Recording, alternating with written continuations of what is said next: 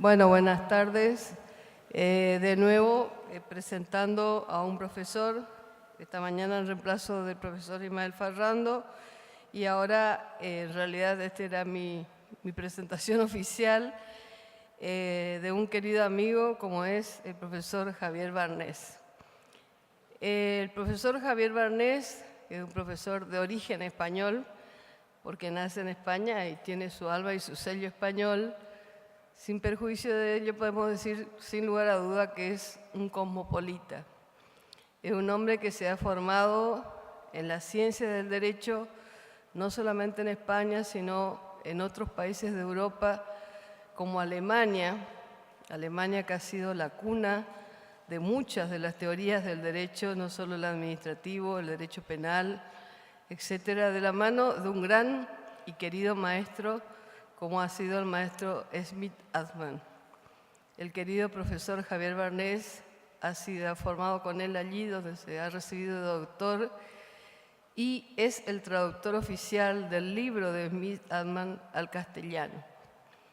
Además, el profesor Javier Barnés enseña también en la Universidad de Harvard. O sea que una persona que está trasvasando los conocimientos a través del tiempo, ¿no es cierto?, del esfuerzo y del estudio, un gran estudioso al que no le interesa comer cuando está estudiando, algo para mí impensable, digamos, ¿no? Pero él sí lo hace realmente. Dice, no, estoy leyendo, ahora no como.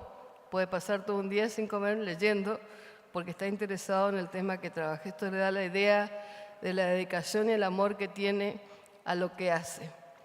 Realmente es un gusto para mí. Y les quiero contar una anécdota de cómo lo conocí, digamos, a través de esas estrellas cósmicas que existen en la vida de uno y que uno realmente a veces no espera que así ocurra.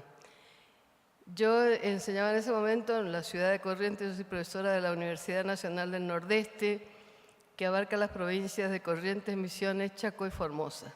Y además enseñaba en una universidad privada que también más o menos abarca la misma zona, la Universidad de la Cuenca del Plata. Habían firmado un convenio con una universidad de Huelva, en España, y ahí estaba Javier de profesor.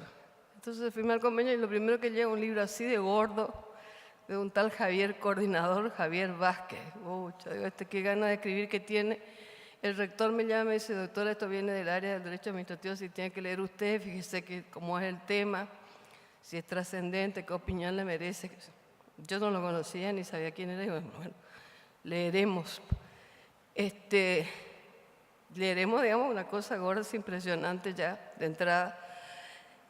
Empiezo a leer y realmente fue para mí una apertura a una ventana deslumbrante del conocimiento del derecho, porque tiene la gran virtud de captar la realidad. Esta jornada se llama justamente Estado de Derecho de Realidad.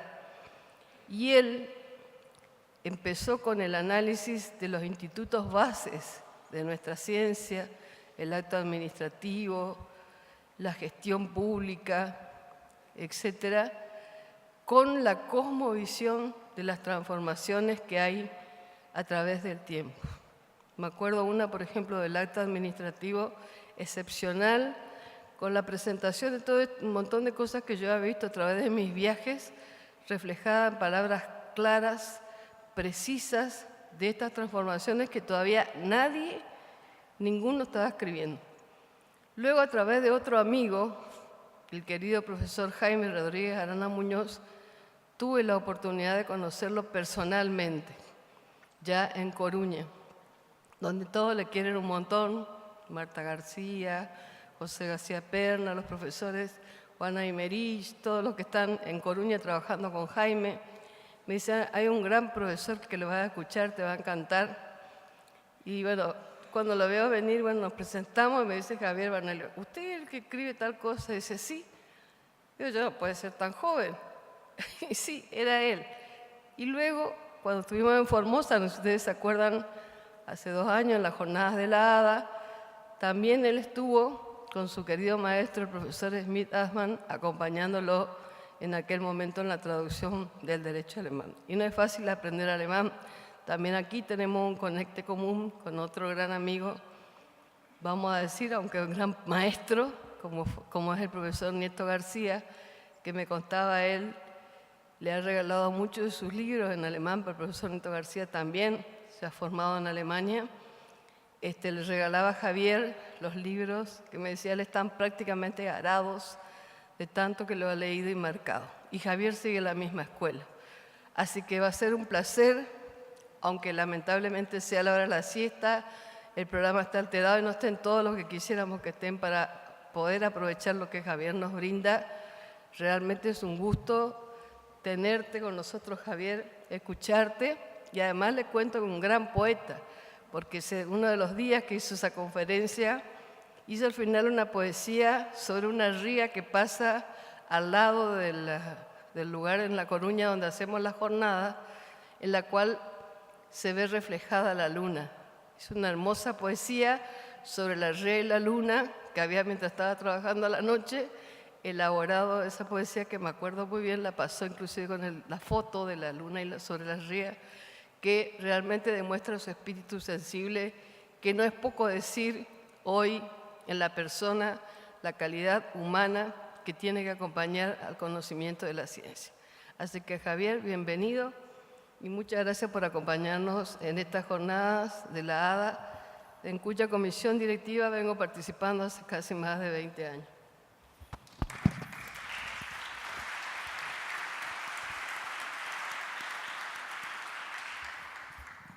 Muchas gracias.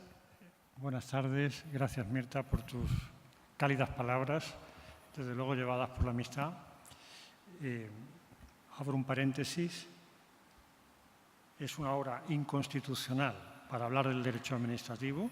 Es un principio no escrito, pero como sabéis, hay principios constitucionales no escritos que son los más invocados ante los tribunales constitucionales del mundo, como por ejemplo el principio de proporcionalidad. En muchas constituciones no escrito, pues creo que hablar de derecho administrativo después de comer, aparte de atentar contra el derecho a la salud, como me decía mi querida Mirta, también creo que es inconstitucional por más de un concepto. Tengo que expresar mi gratitud, expresar que es un honor. Es la segunda vez que estoy en la asociación, además coincide en la misma ciudad. He llegado a una conclusión, a una convicción. Creo que en mi otra vida fui argentino, porque Argentina me tenía robado el corazón muchos años antes de venir por primera vez, pero la primera vez que vine, que fue precisamente a una presencia en la asociación, lo corroboré. Luego ya es una tentación constante venir a este queridísimo país. Además, personas como Mirta, como Justo, como Emgar, como la asociación, como todos, me dejan siempre el corazón lleno, vuelvo encantado. Siempre digo que sí, aunque Mirta me dirá que es verdad, que no es verdad, que miento, porque a veces me invita y no puedo atender sus invitaciones. Pero quiero expresar, por tanto, mi gratitud y quiero dar la enhorabuena por la excelente organización. Argentina está de moda en el mundo, es evidente, y yo pienso que de la misma manera que se fichan entrenadores de fútbol o líderes de todo tipo, ¿por qué no venís, algunos de la Junta de la Asociación, venís a poner orden en la española y a darle el nivel que tiene la Argentina? Yo os lo dejo caer ahí la invitación, pero creo que podéis pensarlo. Creo que también hay que felicitaros porque planteáis siempre temas de una enorme modernidad para el derecho administrativo. Tengo que decirlo. Yo voy, porque me dedico al derecho comparado, pues tengo que viajar a un continente a otro algunas veces y, repito, y lo he dicho más de una vez, en Argentina siempre se están planteando temas de vanguardia. Por tanto, enhorabuena, os felicito, porque sembrar Estado es sembrar derecho administrativo. Con el derecho administrativo se hace un Estado más justo, obviamente un derecho administrativo que vive del nutriente de los valores y principios constitucionales, pero sembrar derecho administrativo es hacer un Estado más justo y más eficaz. Y tanto que nos preocupa la realidad, si se llama el Congreso, pone como subtítulo la realidad, los derechos fundamentales se hacen efectivos y reales esencialmente a través del derecho administrativo, antes que del derecho constitucional, antes que de cualquier otra rama del derecho. Por tanto, enhorabuena. Yo voy a adoptar una perspectiva comparada, no voy a hablar de ningún ordenamiento, vengo a romper un poco esquemas en la solución a la hora en la que me ha tocado hablar. Hay que romper un poco los esquemas, decir o hacer manifestaciones un tanto heterodoxas.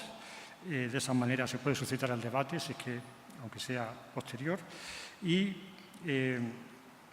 vengo a explicar, os digo por si uno ya quiere desconectar a partir de este momento, ya se desconecta de la conferencia, puedo hacerlo libremente, solamente le lanzo el mensaje principal. Vengo a explicar o a suscitar la reflexión de que el derecho administrativo no se agota en la relación o en el binomio autoridad-libertad, prerrogativas de la Administración, garantías ciudadanas a través de los derechos. El derecho administrativo es mucho más grande que eso y a veces lo olvidamos. Y el derecho privado, del que voy a hablar después, tiene mucho que decir y que aportar en complemento con el derecho administrativo. Por tanto, el derecho administrativo no se reduce a esa relación casi bilateral entre administración y ciudadano. Es una relación por naturaleza asimétrica, sino que el derecho administrativo también es el derecho de la sociedad. Es lo que venimos a contar un poco en esta reflexión.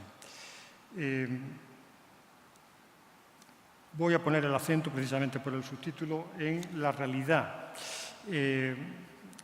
Voy a definir o a estructurar, si hubiera que explicar en pocos titulares o en imágenes de qué voy a hablar de la historia y del futuro, voy a hablar de la evolución del derecho administrativo, la evolución de las especies y voy a entretenerme en tres partes fundamentales. Una breve introducción, en la que voy a ir al grano, que se quiere decir con que el derecho administrativo es el verdadero derecho de la sociedad. En segundo lugar, quiero poner en contexto esa afirmación y lo voy a hacer mediante la técnica de poner de manifiesto cómo el pensamiento jurídico tradicional de ordinario explica la verdad a medias, lo que es tanto como decir una verdad a medias, que es la peor de las mentiras. Poner, por tanto, en su contexto en un segundo lugar. Y, por último, explicar algo que suena ya de entrada un tanto heterodoxo, el derecho administrativo como derecho privado, el derecho administrativo como derecho de la sociedad.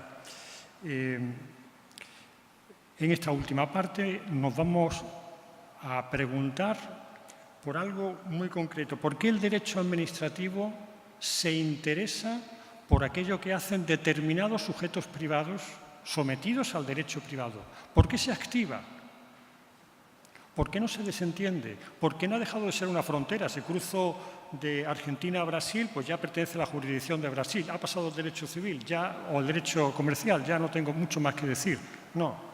El derecho administrativo como sistema científico y como sistema legal en muchos países empieza ya a preocuparse por aquello que parece que cruza el puente, el río, la frontera y se va a la otra rama del derecho. En definitiva, ¿por qué no se le va de las manos al derecho administrativo cuando bien la Administración se viste de civil, bien un sujeto privado lleva a cabo determinadas actividades como pueden ser servicios públicos o pueden ser actividades regulatorias? La respuesta es, muy resumidamente, porque se lleva la valija con valores y bienes y principios del derecho administrativo. Bien, a partir de aquí, ya el que quiera puede desentenderse, porque ya he dicho la esencia de lo que pienso transmitir. Vamos al grano. Hace más de un siglo se pudo decir por un gran jurista italiano, Vittorio Emanuele Orlando, que ninguna rama se ocupa tanto del mundo moderno como el derecho administrativo. Lo decía en el año 1897. Eso, como es de suponer, se ha multiplicado. Si Vittorio Emanuele Orlando se levantara, podría probablemente decirlo con aún mayor énfasis. Y una de las manifestaciones de que el derecho administrativo se interesa por el mundo moderno es que es el verdadero derecho de la sociedad. ¿Qué se quiere decir con eso? Pues, en primer lugar, podríamos distinguir dos sentidos, dos planos. En un primer plano es el derecho de la sociedad porque no solo se compone de normas esto es muy importante notarlo, que van dirigidas a la administración como sujeto o al ciudadano como sujeto, otorgándole, por ejemplo, un derecho, sino que existe una multitud de normas que ni imponen obligaciones, ni le imponen autoridad al sujeto, ni deberes específicos inmediatos o directos a la administración. Es más, la inmensa mayoría de las normas administrativas son de esta índole. Piénsese, por ejemplo, hace poco en la comida se estaba hablando del cementerio del Cairo. Bueno, pues la ubicación de un cementerio está dispuesta por normas administrativas por sí misma. Esa norma no establece deberes de la administración, está ordenando la sociedad, está organizando la sociedad. Todas las normas fitosanitarias, las normas sobre seguridad alimentaria, sobre seguridad aérea, tantas normas que organizan la sociedad, sea la sociedad a nivel local, nacional, provincial, nacional, supranacional, no buscan directamente imponerle deberes al ciudadano, no se mueven, no se explican simplemente con el binomio o con la perspectiva autoridad-libertad, sino que pretenden organizar la sociedad. Ese sería el primer sentido. En ese sentido justamente se refiere un autor de primera fila y talla mundial que el año pasado, 2014, escribía de esta manera: el derecho administrativo es el genuino derecho de la sociedad. Y lo decía justo en este sentido. Este autor es, de todos conocido, Sabino Cassese. Bien, yo añado un segundo plano, una segunda consideración. ¿Por qué el derecho administrativo es el derecho de la sociedad? Pues porque al derecho administrativo le interesa, le importa, le incumbe, le compete, le preocupa el cumplimiento de determinadas funciones. Es un derecho que se transforma más en un derecho funcional. Funciones como son, por ejemplo, la prestación de servicios públicos o como son, por ejemplo, actividades de carácter regulatorio, entendidas estas en sentido amplio, es decir, establecimiento de estándares de conducta, cómo se fabrica un producto, cómo se presta un servicio, verificación de su cumplimiento, certificación, evaluación, acreditación, todo eso es regular. Bien, al derecho administrativo le incumbe eso con independencia de cuál sea el sujeto que lo lleva a cabo. La administración, vestida de derecho administrativo dotada de imperio, o la administración vestida de civil, o sea, no de uniforme, sino de civil, o bien un sujeto privado, o sea, no un sujeto que antes era público y ahora se transforma en privado, no, privado. En este sentido, el derecho administrativo opera como caballo de Troya. Es decir, si un sujeto privado, por ejemplo, el que a nivel nacional colabora con normas ISO de carácter internacional, si ese sujeto privado realiza determinadas actividades, al derecho administrativo le importa cómo lo haga, si sus normas o su proceso de creación de estándares es transparente, está motivado, está acompañado de un conocimiento experto, sigue métodos científicos, hay representatividad del productor o del sector de que se trate, por ejemplo. Claro que le importa. Es un caballo de Troya porque, como digo, le va a hacer que, aunque esté sometido al derecho privado, por tanto, la flexibilidad propia del derecho privado, la autonomía propia del derecho privado, le hace que lleve la valija llena de valores y principios propios del derecho administrativo. Cuando hablo de la valija del derecho administrativo, no me estoy refiriendo al derecho administrativo de un país determinado. Uno puede tener una visión más o menos crítica de su país o de un país o de otro. Hablo de lo que a nivel global se considera el legado cultural del derecho administrativo tras 200 años de historia. Principios como transparencia, principios como motivación de las decisiones. Ningún poder puede tomar decisiones arbitrariamente por capricho, no puede darse caprichos. No tiene derecho a equivocarse, además. Tiene que motivar sus decisiones, tienen que estar controladas, tienen que estar exentas de conflictos de intereses, tienen que ser decisiones independientes, etc. Son principios que se consideran universalmente válidos con independencia de que en un país o en otro se vivan de un modo o de otro, mejor o peor. Bien, por tanto, en este doble sentido queremos hacer referencia al derecho administrativo como derecho de la sociedad, como verdadero derecho de la sociedad. Y si el derecho administrativo está en crisis es precisamente que lo está, según una inmensa mayoría de autores que se dedican al derecho administrativo comparado. Hay movimientos en Alemania, en Bélgica, en Italia, en España, en América, en las dos Américas, que plantean si el derecho administrativo responde a sus orígenes o no responde ya, si ha quedado un tanto obsoleto en sus planteamientos tradicionales, sin que quede derogado, obviamente. Es decir, si realmente está en crisis es por su adjetivo. El adjetivo administrativo se le ha quedado pequeño, enano. Es el derecho administrativo de la sociedad, porque nunca como hasta ahora ha estado la administración rodeada de derecho y de criterios jurídicos como en el momento actual. Luego, derecho sigue existiendo, pero no es solo administrativo, o no solo administrativo en el sentido, como veremos ahora, de el derecho de la administración para la administración y cuando ésta ejerce poder. Es un derecho que se abre más, que se expande. Lo vamos a ver después con mayor claridad en la segunda parte. De alguna manera, el derecho administrativo siempre ha estado en crisis y espero no detenerme. Tengo aquí entre el público, no sé si lo he perdido, alguien que me va a hacer una señal. Si me daba más tiempo, me quitaba más tiempo. Ha desaparecido, ya aparecerá bien. El derecho administrativo nació en crisis porque tuvo un pecado original, si se puede llamar así, inevitable, tras la Revolución Norteamericana y sobre todo francesa, y es que hubo un reparto de cartas. Al monarca y a todo su aparato estatal se le quitaron dos funciones relativamente homogéneas, una la judicial, de un tamaño tipo lago argentino, y otro el legislativo, similar al lago argentino.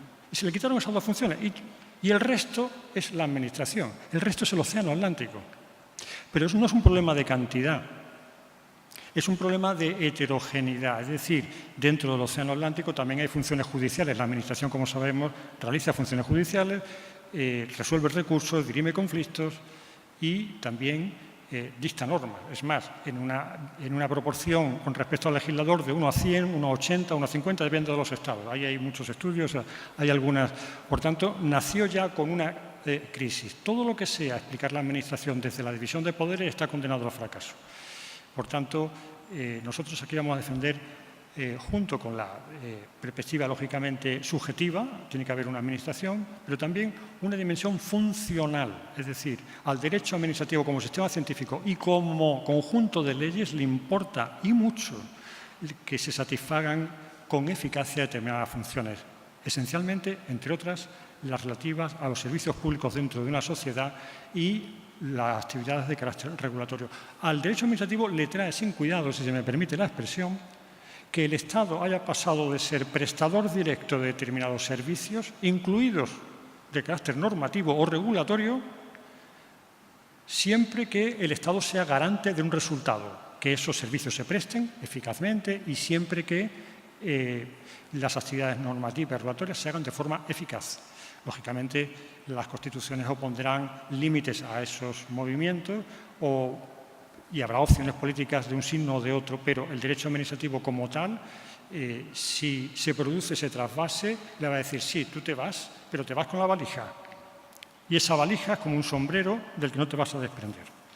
Bien.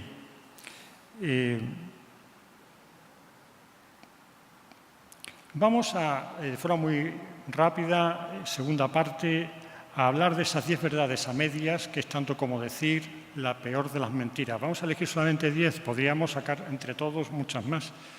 Es decir, 10 verdades que provienen del pensamiento jurídico tradicional, que son ciertas, pero al no ser toda la verdad, se quedan cortas y pueden constituir una gran mentira. No se trata de abolir esa parte de verdad, obviamente, sino de completarla con la pieza que le falta. De eso es de lo que se trata.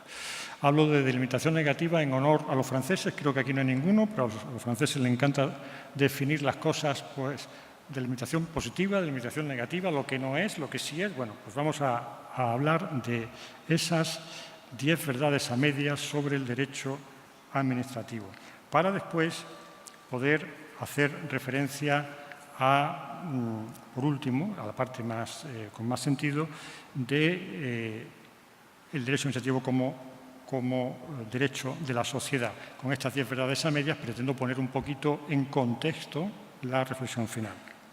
En primer lugar, el derecho administrativo es la rama del derecho que tiene por objeto a la administración.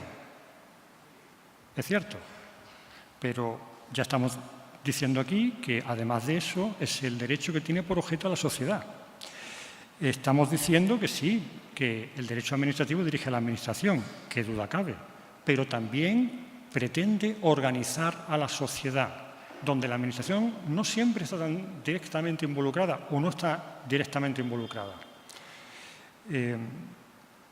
Es un planteamiento un poco individualista, bien intencionado, pero individualista, el ver todo alrededor de prerrogativas de la administración y derecho que yo tengo para invocar frente a ella como zona inmune del poder. Esa parte es importantísima. Nunca se dirá bastante sobre eso. Siempre habrá terreno que conquistar, que perfeccionar. Pero es una visión un tanto individualista porque ahí quedan fuera muchas cosas. Cómo se hace ciudad, cómo se crea ciudad. Una vivienda digna, por ejemplo, se hace más realidad, más efectiva a través del urbanismo, de un urbanismo justo, un urbanismo inclusivo, un urbanismo social, que no a través de los jueces con derechos frente a prerrogativas, que también, que son esenciales. Es más, no existiría Estado de Derecho si no existiera eso, pero hay más cosas. Bien, voy a ir rápido porque son cuestiones muy amplias, cada una podría llevarnos muy lejos. La segunda verdad a media es decir que el derecho administrativo es un derecho legislado, es decir, que el dominus, el dueño del derecho administrativo es el Parlamento. Esto es verdad formalmente, pero en la realidad el derecho administrativo es un derecho que deriva en una grandísima medida de las normas que dicta la propia administración, también para sí misma, y de normas que dicta la sociedad a través de múltiples formas. Una de ellas es, por ejemplo, la participación en el seno de procedimientos que tienen por objeto el dictado de reglamentos o de normas infralegales de todo tipo. No estoy hablando de un país en concreto, hablo de muchos. O está introduciéndose también a través de la opinión pública. Ya Dicey, en finales del siglo XIX, habló bastante de esto en la Inglaterra de entonces. Es decir, hay más. Aunque formalmente el Parlamento sea el que dicta las leyes que rigen la vida de la Administración, que rigen el derecho administrativo, la Administración y la sociedad tienen un papel, materialmente hablando, muy importante. Aquí viene la máxima herejía que voy a decir en esta tarde. Aprovechando que solamente tengo un buen amigo y colega alemán aquí, no muchos más, puedo decir o puedo sostener, de forma atrevida, provocadora obviamente, que el derecho administrativo, es verdad, tiene una teoría general, pero de única teoría general ya no se puede hablar. No se puede hablar, una teoría general y una parte especial, no se puede hablar por muchas razones. Primero porque el derecho administrativo va tan rápido que los conceptos enseguida, conceptos como contrato, autorización, concesión, fuentes del derecho, todo, incluso subsistemas, quedan a veces muy atrás, requieren una adaptación constante. La parte general va a remolque de la parte especial. En ese sentido, ya hay un desfase. Pero es que existen más cosas que el derecho administrativo nacional. Vamos a ver de forma inmediata. Está el derecho administrativo transnacional, está el derecho administrativo más allá del Estado de carácter global. Existe una diferencia, o ya no existe tanta diferencia entre Estado y sociedad. Es decir, una misma institución, como puede ser la participación, no es lo mismo que se produzca en el seno de una provincia, de un municipio, que esa participación sea en el seno de la Organización Mundial del Comercio, que tiene un aparato administrativo importantísimo. La participación tiene un sentido diferente, distinto, juega de otra manera. Luego, es más difícil sostener que existe una única teoría general. Una cuarta verdad a medias, todo esto, como digo, no es más que provocar, es que el derecho administrativo es el derecho del aparato de la obediencia, es el derecho de la tecnología del acto administrativo, es el derecho del ordeno y mando. Eso es verdad. Pero es verdad, sobre todo en algunos campos, por ejemplo, en el terreno fiscal, en el campo de la propiedad, la seguridad pública, pero en otros muchísimos eso no es verdad. El derecho administrativo es también el derecho administrativo del consenso, de la búsqueda del consenso y de la adhesión a un programa o a un programa de reformas, por ejemplo. Es el derecho de los convenios medioambientales y de todo tipo. Es el derecho de los contratos. Es el derecho que no tiene por objeto final obligar al individuo a obedecer. Por tanto, es algo mucho más amplio de lo que nos estamos imaginando en ocasiones.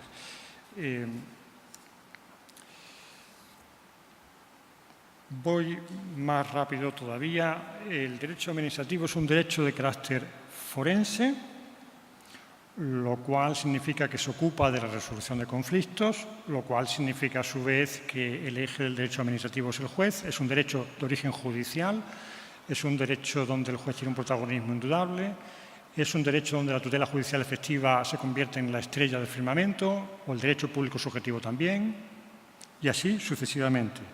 Todo para controlar la discrecionalidad que a su vez se encuentra en el eje de ese sistema. ¿Eso es cierto? Sin duda. Y nunca se hará bastante por conseguir que eso sea mejor. Pero eso no es toda la verdad. Nos quedan muchas cosas fuera. También el derecho administrativo es un derecho pacificado. Es un derecho que no llega a los tribunales. Es más, se calcula que entre un 95 y un 98% del derecho administrativo no llega nunca jamás a los tribunales. ¿La ubicación de un cementerio puede llegar a los tribunales? Sí, pero bueno, no es lo habitual. Por supuesto, a los tribunales puede llegar casi cualquier cosa, pero hay un derecho administrativo pacificado que ocupa un espacio enorme y que a la sociedad le interesa, porque al derecho administrativo le interesa la vida cotidiana de la administración pública, no solamente la conflictual, que por supuesto es importantísima, pero también le interesa la parte cotidiana que no tiene. Por tanto, el papel de la sociedad no se detiene en activar al Poder Judicial, en ejercer acciones judiciales. Claro que es un papel importantísimo de la sociedad. Hoy lo hemos visto a todos los niveles, individual, difuso, colectivo. Por supuesto, todo lo que se haga ahí es poco, o sea, todo es poco, poquísimo. Pero no nos olvidemos que hay todo un terreno por explorar, que nos importa que esa acción cotidiana sea eficaz, que esa norma que rige la ciudad X sea o responda a un crecimiento sostenible. Nos interesa que el medio ambiente urbano sea adecuado y no solamente el conflicto. Interesan muchas más cosas. Una sexta verdad a medias es decir que es un derecho nacional, que es un producto típicamente nacional, que lo que hagan nuestros tribunales nos lo creemos. Al final nos lo terminamos creyendo a base de decírnoslo, pero no es verdad. Nuestros tribunales, nuestras administraciones, nada más que producen un impacto interno. Aquí no nos vamos a entretener porque además guarda menos relación ya con nuestro tema, pero bueno, relativamente, porque la sociedad a través de muchas fórmulas, asociaciones, ONGs, etcétera, participa activamente no solo dentro del Estado, sino más allá del Estado. Pero primero ya el derecho comparado puso de manifiesto que había un intensísimo tráfico de técnicas, derechos, experiencias de un sistema familia, Estado, país, región, nivel de gobierno a otro. Además, en muchos ámbitos, el derecho comparado dejó de ser una cuestión de erudición o de intercambio de buenas experiencias. En Europa, como bien sabido, el Tribunal de Justicia utiliza el análisis comparado como fuente del derecho porque, según los tratados, los principios comunes a todos los Estados son fuente del derecho. Luego, es necesario mirar cuáles son los principios comunes. Pero eso no son más que anécdotas si lo comparamos con otros fenómenos. De algunos se ha hablado aquí esta mañana. Por ejemplo, esta mañana se ha hablado de la internacionalización, o dicho mejor, a la inversa, la constitucionalización del derecho internacional. Eso obliga a que la acción administrativa, no solamente los tribunales, la acción administrativa sea de conformidad con la ley ordinaria, con el reglamento, con la ley, con la Constitución y con el derecho de los tratados. Pero, por otra parte, el derecho administrativo rivaliza con el derecho internacional, porque el derecho internacional se queda de ordinario en el plano intergubernamental. Una vez creado, su papel cede paso al derecho administrativo. Se crea la Organización Mundial del Comercio, derecho internacional, pero la Organización Mundial del Comercio se dota de todo un aparato administrativo que se asemeja en todo a una administración nacional y a la que, se quiera o no, tribunales nacionales, doctrina, autores y desde muchos planos y flancos, se exige que esa administración, ese aparato administrativo de la Organización Mundial del Comercio, se rija por los principios propios, la valija famosa del derecho administrativo. No me entretengo más aquí porque queda algo más lejos de nuestro interés. La séptima verdad a medias es que el derecho administrativo rige la vida de las administraciones.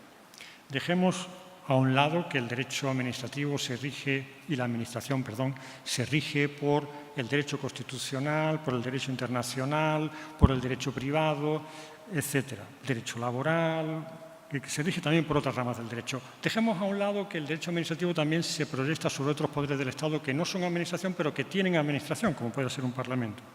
Lo que nos importa es que al derecho administrativo le incumbe, además, desde un punto de vista ya funcional, aunque no haya ninguna administración de por medio, insisto, la acción de determinados sujetos en determinados momentos. Ahora después lo veremos más despacio. Y voy terminando, concluyendo esta penúltima parte, con la idea de que el derecho administrativo es el derecho de la legalidad y de la ilegalidad, lo cual, de nuevo, convierte al juez y su control en el eje del sistema.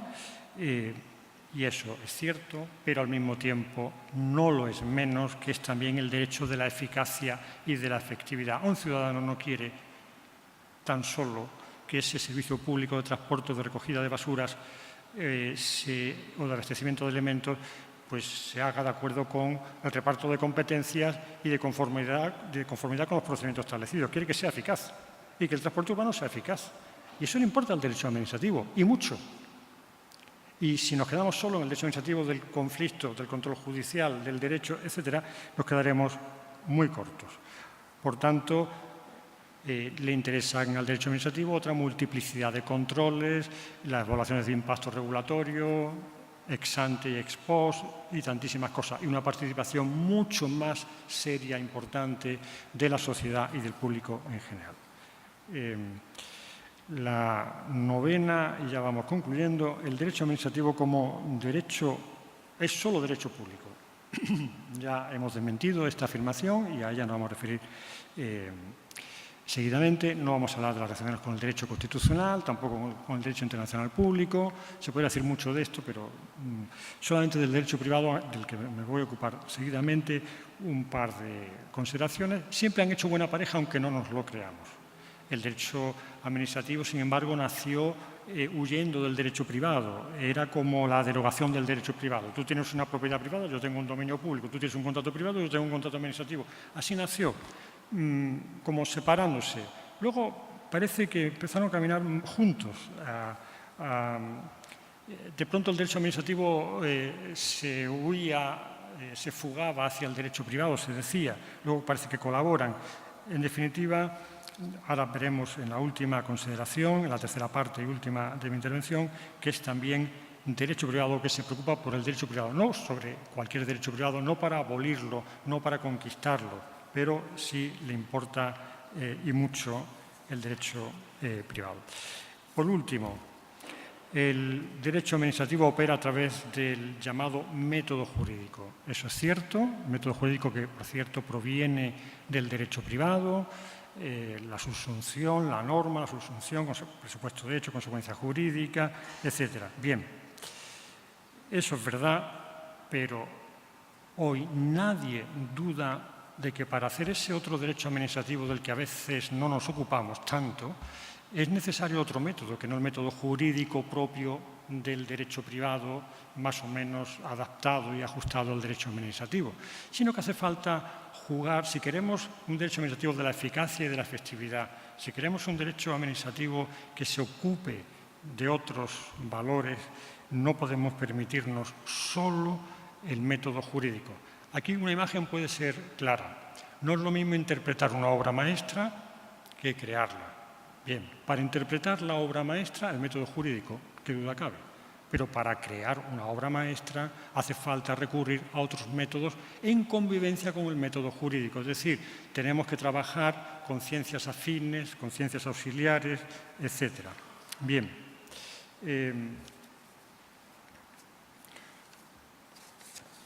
Paso ya, por fin, a la última parte. No he recibido señales del mando interno para que cese en mi actividad.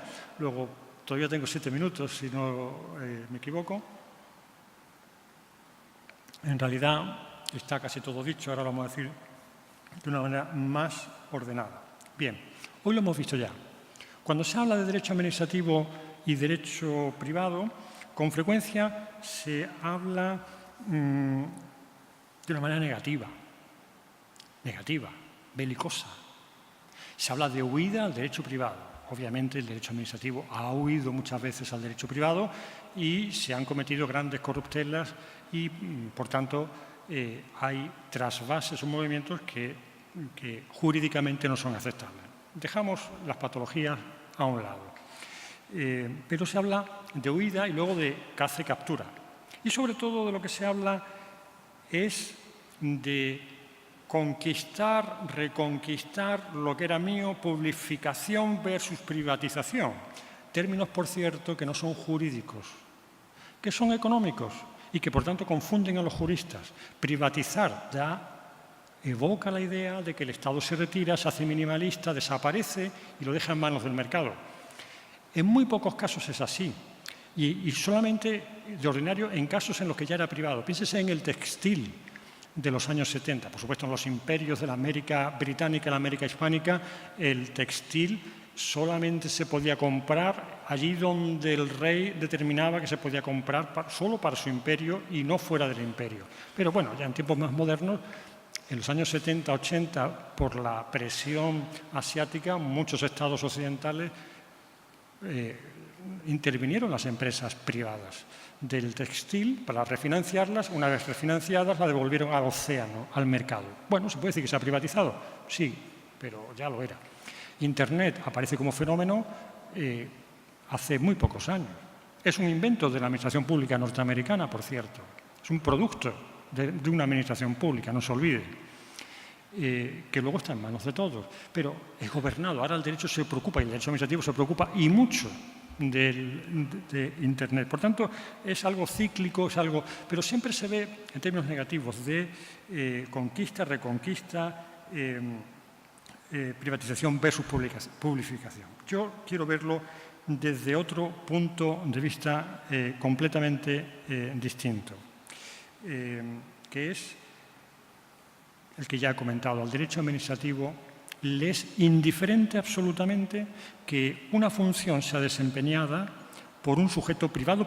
No me refiero a una sociedad mercantil con capital mayoritariamente público que ahora gestiona, por ejemplo, un aeropuerto. No me refiero a eso, que ahí, sin duda ninguna, aparte del derecho privado, existen otros elementos sobre los que ya la doctrina, sobre todo la doctrina alemana, se preocupó hace décadas, hablando del derecho privado administrativo, por ejemplo, ¿no?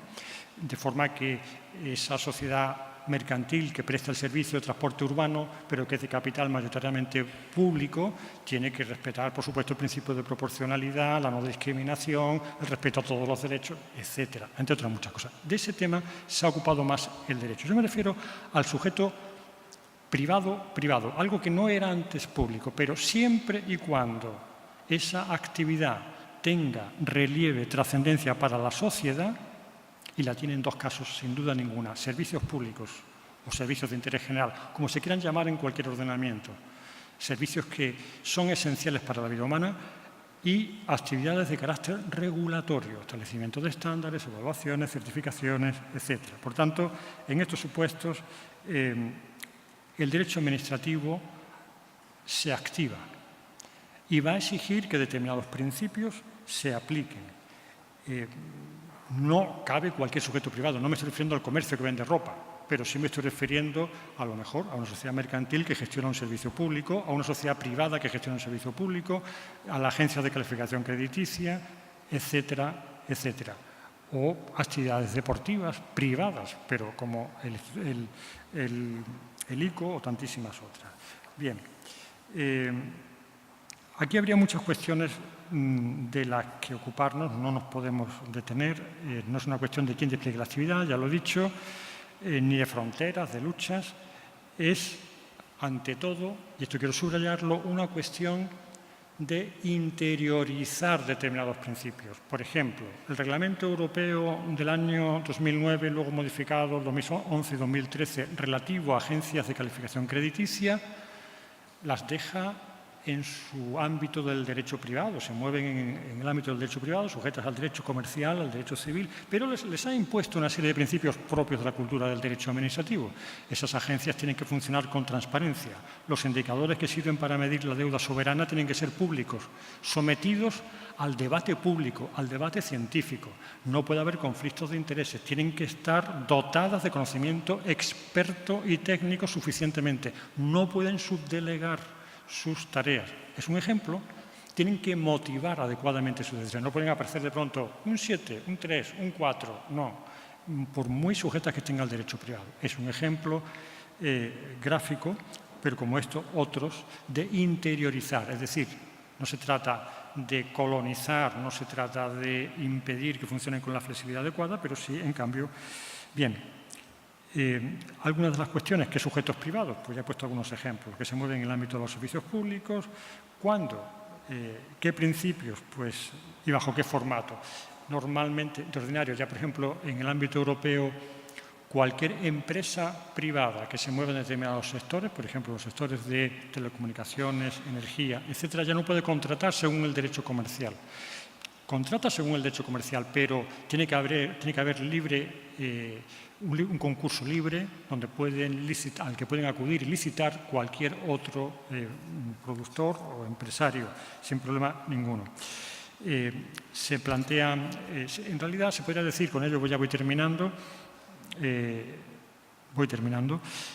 que son dos genes los que el derecho administrativo quiere manipular dentro del derecho privado. Lo quiere dejar como es, sigue siendo la misma especie, no lo va a convertir en león si era un ser humano, no lo va a cambiar de especie, pero va a manipular dos genes. Uno es el de la organización, el modo de ser, y otro es el procedimiento, el modo de decidir.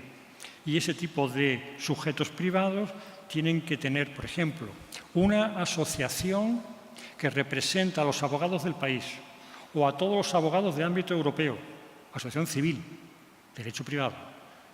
Perfecto.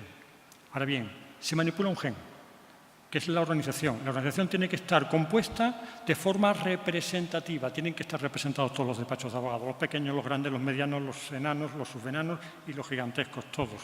Los códigos de conducta que establezcan esas asociaciones tienen que estar motivados, por ejemplo. Tiene que ser transparente el proceso. Luego se le deja que funcione con su flexibilidad, pero se está manipulando ese código. El otro código es el del procedimiento administrativo. Hay más cuestiones, pero las voy a dejar, como son la delegación legislativa. Pongo un simple ejemplo. La Ley de Procedimiento Administrativo italiana, modernamente, en el año 2010, introdujo una reforma en el artículo 1, párrafo 3º, en virtud del cual cualquier empresa privada que certifique o evalúe actividades de otras empresas privadas para llevar a cabo esa actividad empresarial tiene que sujetarse a los mismos principios que los de una administración pública. Es decir, transparencia, motivación, ausencia de conflictos de intereses. ¿Por qué? Porque la Administración va a tener en cuenta, no de modo definitivo, pero sí de un modo verdaderamente importante, lo que esa empresa dedicada a la evaluación. Yo quiero abrir un restaurante y en lugar de pedir que me evalúe el ayuntamiento, me va a evaluar una empresa tercera, que tiene que ser independiente, tiene que estar motivada, tiene que ser transparente, etc. La ley tiene también una función legitimadora, con eso lo dejamos. Retos y desafíos. El de la ampliación del objeto del derecho administrativo ha quedado muy claro. La ampliación de la perspectiva de lo subjetivo, lo funcional. No nos importa solo el sujeto administración, el sujeto ciudadano en cuanto defensa o derecho a una prestación, que esa es relevante e imprescindible, sino que queremos algo más. Y como hemos dicho, hemos de repensar las teorías generales, la función de la ley. Y cuando hablo de nuevos tratados para el siglo XXI, no me refiero a tratados internacionales, me refiero a que un moderno manual de derecho administrativo será aquel que contenga varios capítulos dedicados al sujeto privado, varios capítulos dedicados a la sociedad, y no como simple sujeto que puede accionar o que puede defenderse. No, no, no, es un sujeto que puede participar, que puede evaluar, que tiene un papel importantísimo en la sociedad. Por tanto, sería, y que, por cierto, no se utilice más la palabra particular, que yo creo que deberíamos de abolir del diccionario para siempre. Bien, aquí hay unas palabras de Sabino Cassese un tanto duras, escritas el año pasado, pero creo que ciertas. El derecho administrativo es una ciencia que ya tiene su recorrido, son 2 siglos de historia, pero está en trance de evolucionar, necesita crecer. Una vez más, está siempre creciendo. Ahora tiene que repensarse un poco.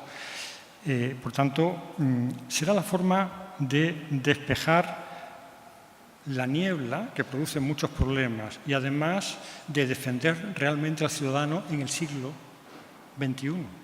Porque si lo seguimos defendiendo de acuerdo con los criterios, esquemas, tradiciones y pensamiento tradicional del siglo XX, nos quedaremos cortos.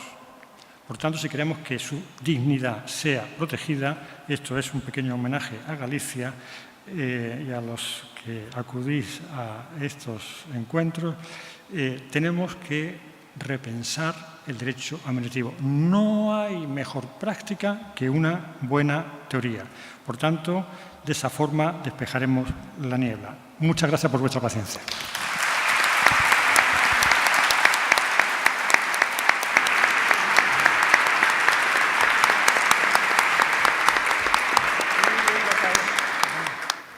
Agradecemos la exposición y invitamos a los panelistas a descender.